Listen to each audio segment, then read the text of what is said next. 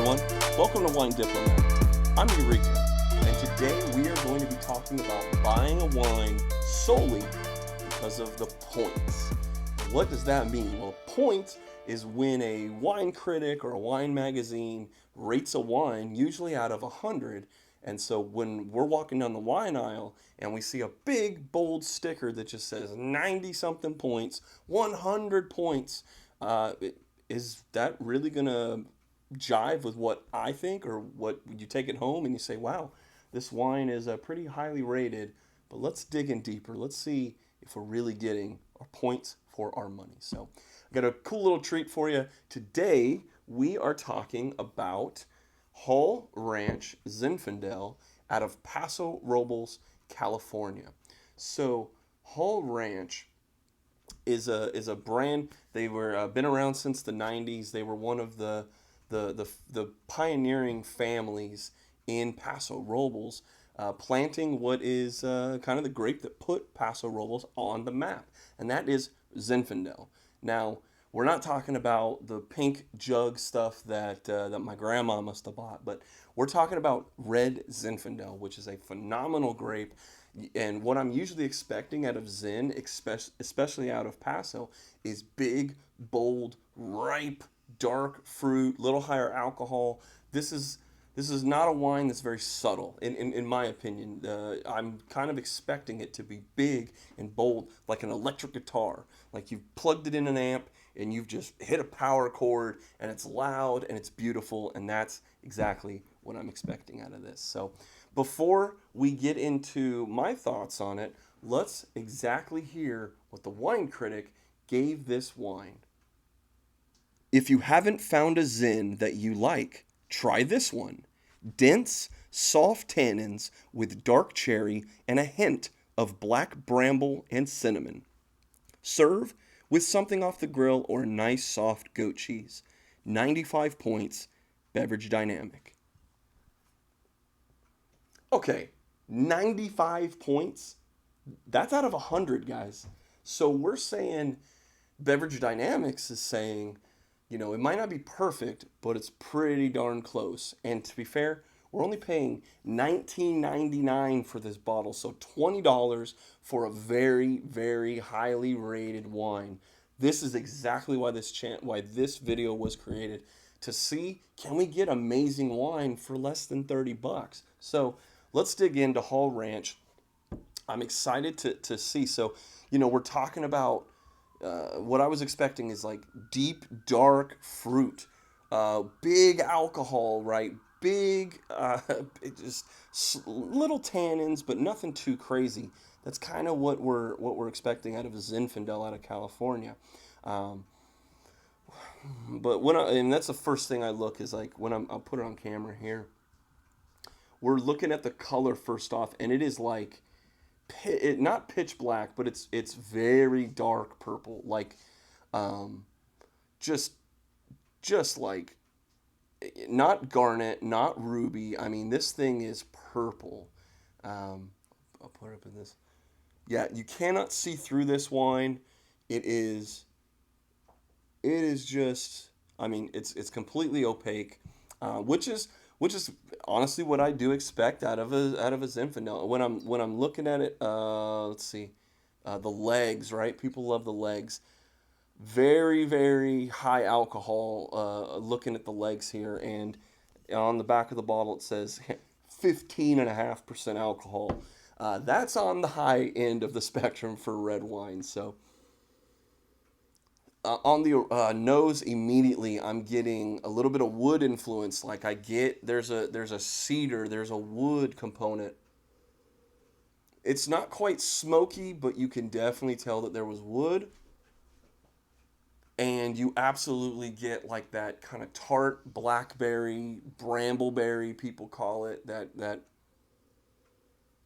Yeah, you definitely get like a cranberry, uh, dark black cherry. Yeah, deep dark. I mean, it's just being confirmed on the nose here. But it's not as hot, like alcohol wise. Like I know it's 15.5% alcohol, and I mean the legs are just like dripping very slowly down the glass.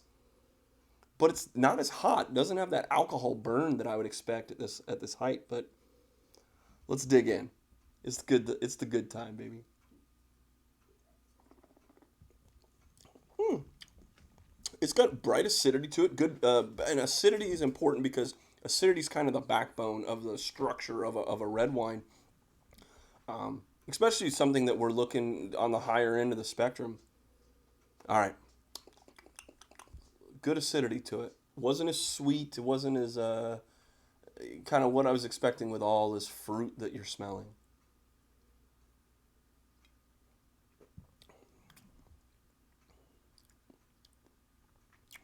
Mm, mm. Okay. I was expecting jammy raspberry flavor. I was expecting the blackberry. I was expecting the high alcohol, but it's none of those things are overwhelming, but they're all very hot, very good. Like you have all, it's like a some wine can be like I've said it on this channel before, like a symphony where you get all the components together and they kind of flow together. This is like that. It's more like a heavy metal band where there's a bass player and there's a two guitar players and the singer is growling and the drummer's got 30 pieces of drums going on. There's a whole bunch going on, but it's not over. It's not bad. Like it's a lot coming at you, but you can handle it. Like it's enjoyable. Like it's just blowing you up, but in a good way. So it's loud, it's boisterous, but it's not like off-putting. It's bold fruit to it without being sweet or like syrupy. It's got good acidity, so if you did it with food, if it needed to cut through cheese or cut through a sauce or creaminess and stuff of your dish, it'd hold up to it. You'd be all right. Yeah. No, I agree. I agree. It's tannic wise, like the things that are like the wood. There's definitely a wood influence, and that's confirmed on the palate. But you get it because there's just a little bit of a vanilla. There's a little bit of like so it gets that cherry cola kind of thing going on, where it's like a little bit of vanilla, a little bit of the dark cherries, just big tart blueberries for sure, man. I'm digging it, man. I think this is a decent wine now. 95 points.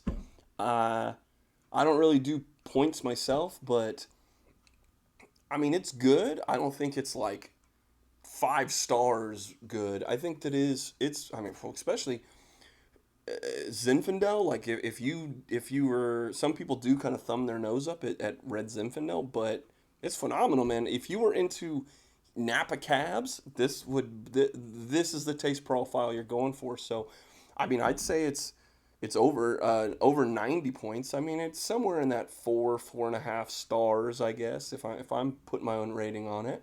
I mean, on the flip side, in my research, Wine Enthusiast gave this an 89 points. So you got Beverage Dynamics giving it 95 points, and Wine Enthusiast saying, it's lower than 90 points. So that's a whole bunch, and I'm somewhere in the middle. I think Wine Enthusiast probably should have given them a 90 point rating, and I think Beverage Dynamics kind of tutored it up a little bit. But we'll go into now that I've kind of talked about the flavor of the wine. Let's talk about the points on this particular wine. Beverage Dynamics is who put this together, and so we're wondering like who's Beverage Dynamics? Who are these guys? Well, Beverage Dynamics is a trade magazine that only deals with wines and the alcohol world. So, looking into their website, I wasn't able to find how they do their tasting scores, and this is important for a number of reasons. It's important because as an editorial board, are they being paid are they being paid promotion to even get their wines in the door? And so, maybe they paid a little bit more money and they're going to get a little higher rating. I'd love to think that doesn't happen, but of course it happens in this industry. Uh, I would love to think that these are tasted blind and they don't know who make them or how much they are, but Who knows? Because all those things can cloud your judgment. It can influence you one way or the other. If you knew it was a $7 wine, you might not give it 90 something points. You'd say, wow, it's really good for the value.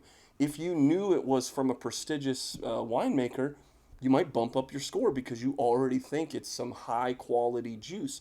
So it's kind of like why we blind taste on the channel here. And if you haven't gotten a chance, we've done Pinot Noirs, we've done Moscatos, and it's really interesting without knowing what's going on and what's in the glass, what my opinion is of the wine. So make sure to check those out here on the channel.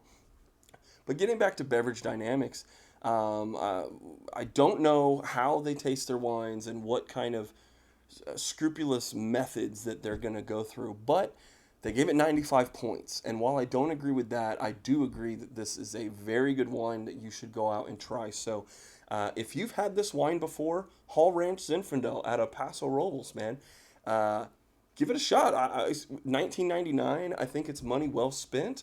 I think you could take this to a barbecue. You could take this to the cookout. You could have this with steak next time you're making some on the grill. Yeah, I mean, I love the region. I haven't heard of the name of this winery before, but now that I know them and I've done a little bit of research and more importantly, I've tasted their wine, yeah, man, I think I'm going to go back for more. So can't wait to finish the rest of this. But if there's one more thing you can do for us, that's hit that like button, hit that subscribe button. It takes a second for you, but it means a whole lot to us. And I know I'm begging and pleading here, but just come on, guys. Hit that bell while you're at it, too. Get those notifications. So if you like and you subscribe, we thank you very much, and it helps us spread the word because we do wine videos every single week, one after another. You know what it is. So for Josh, for my wife, for my little baby, my cats in the background, everyone here at Wine Diplomat, again, we say thank you. We can't wait to see you next time. See you guys.